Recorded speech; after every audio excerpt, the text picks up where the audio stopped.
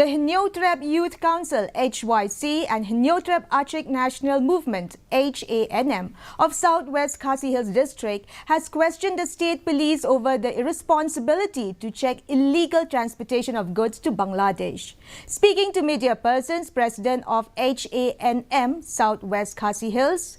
Lombok Star Marwen, and President HYC Maukarwat Circle, Walambok Nongset, informed that after the inspection, it was learned that hundreds of vehicles are plying daily and there are suspicions that there is illegal transportation of goods to Bangladesh, but also lauded the Border Security Force BSF for being vigilant and checking such illegalities.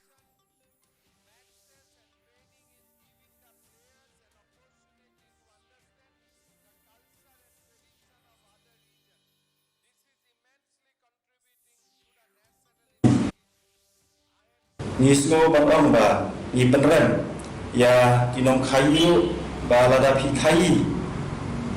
bian syabari kan wanra i ka jing jenjar jong pat nong song song ha babun ki benta jong ini ki dong ki thang bi jong i